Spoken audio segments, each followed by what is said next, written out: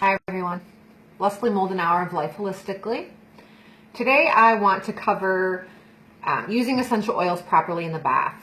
It's a topic that have wanted to cover for a little bit now, but last night in one of the groups that I follow, one of the moms came on kind of frantic because she'd used lemon, eucalyptus, and tea tree in the bath for her kid, and she had said that he came out saying his skin was really burning and he had hives and what should she do?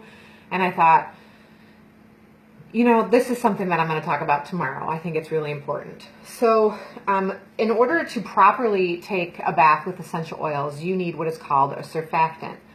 And I think there's a lot of misconception going around online and in social media as to what a surfactant is. A lot of times people are recommending just to use Epsom salts or use carrier oil in the bath with your essential oil, and I'm going to briefly explain why that is not proper. Okay, so I went to Wikipedia, and again, this is not a website that I use typically for research, but just for a definition, I thought it was okay. So the definition of a surfactant, according to Wikipedia, is a wetting agent that lowers the surface tension of a liquid, allowing easier spreading, and lowers the interfacial tension between two liquids. That's a little bit complicated, so I'm going to narrow it down just a little bit more. It's something that an explanation that I have on my website on a blog that I did about essential oils in the bath. So we know that essential oils and water, they don't mix, they don't blend. Why is that? Essential oils are what are considered lipophilic or fat-loving, even though we know they're not fatty, right? They're not greasy between our fingers. They are considered lipophilic, as are vegetable oils. That's why when we recommend dilution for applying to your skin, we're talking about diluting your essential oils in a carrier oil, a fatty oil, and that's because they are both lipophilic or fat-loving, and they're also considered a non-polar substance. When we're looking at something like an Epsom salt or a sea salt, these are hydrophilic, polar substances that are going to dissolve in water because they're water-loving. So lipophilic, fat-loving, hydrophilic, water-loving. So as a general rule, polar substances are going to dissolve in polar substances, non-polar substances in non-polar substances. So how do we properly take a bath? When I take a step back and say what the recommendations are online, when we're recommending Epsom salt or carrier oil, when you add that to the polar substance of water, they're not going to mix. They're not going to blend. It's not going to be safe. It's essentially going to be neat oil. And I have two little containers I'm going to show you in a minute, kind of showing you exactly what I mean by that. So what is a surfactant? What do you have at home that you could use to safely take a bath with? The first thing is going to be shampoo or bubble bath. Whether you want to use your favorite or you want to use fragrance-free, those are two safe things that you can use in your bath.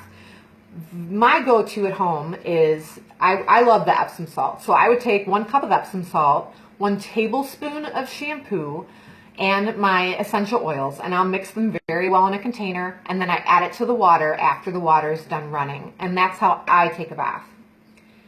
My first recommendation when I wrote the blog was Castile soap, and I use Dr. Bronner's. I never had a problem with Castile soap, but a couple of people had said on my blog that they used Castile soap and that they had a caking effect. Last week I tried to use something different that I'd never used before, and I used an aloe-based Castile soap, and my phone's ringing, I apologize for that, and that actually caused that exact caking. And so Castile soap would be okay if you used it with shampoo, but I wouldn't do it alone. I'm just going to let my phone ring for a minute, my apologies.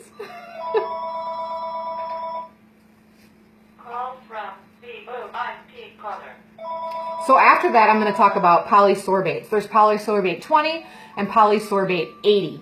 Polysorbate 20 is a surfactant. It's actually something that I use in very small amounts in room sprays. But I also want to just bring up an important point. Polysorbates are not a preservative, so you would need something in addition to that. So you can use a little bit of that in the bathtub with your shampoo. Polysorbate 80 is an emulsifier and a dispersant. It would work a little bit better than the 20. And in a little bit, at the very end of this video, I'll explain to you where you can get these things if you don't already have them. And lastly, I'm going to talk about a dispersant called Soluble. That is actually one of the items that I used in one of my displays that I'm going to show you today. Solubol works really, really well as a dispersant. You only need a little bit of it. I have 2 containers here that I'm going to show you, and I used yarrow essential oil because it's like a dark green in color, so you can hopefully be able to see in the video if I put it up close enough. Both containers I heated in the microwave for a minute so that you have warm water. And the first one I'm going to show you, I used just 1 tablespoon of apricot carrier oil and 4 drops of yarrow essential oil in the warm water. And I think, yeah, you can see it really well, that it sits right on top of the water. So if you think about what happens when you sit down in the bathtub, what's going to hit the water first is your genitalia. I do not recommend mixing just essential oils and carrier oil to take a bath. Now, even if I were to mix the set, you can see it goes right back to the top. This is what's going to happen with most essential oils. I think clove might be the only one which is high in eugenol that you can see go to the bottom, but it's still not going to blend. So carrier oil and essential oil by themselves, no.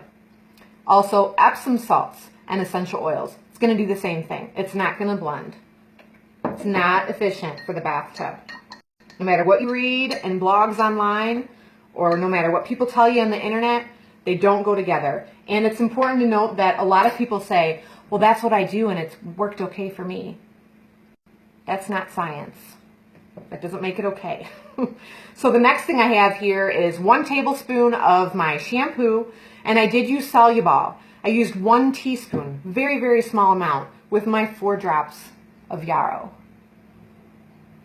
Nothing sitting on top. It actually blends really, really well. It disperses really well in the water. This is how to properly take a bath. And again, you don't necessarily need the Solubol. You can make it work with bubble bath or shampoo, but it definitely helps. So where can you get the polysorbates, the Solubols?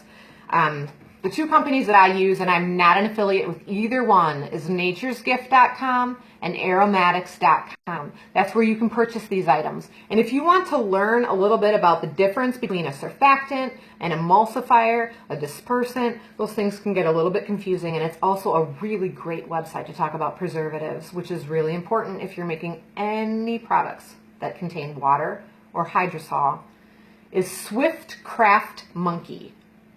You could Google that, Swift Craft Monkey. And she is brilliant. She has a lot of information on there. So again, safe bath, use a proper dispersant. Carrier oil and Epsom salts are not it. Thanks guys. Have a good day.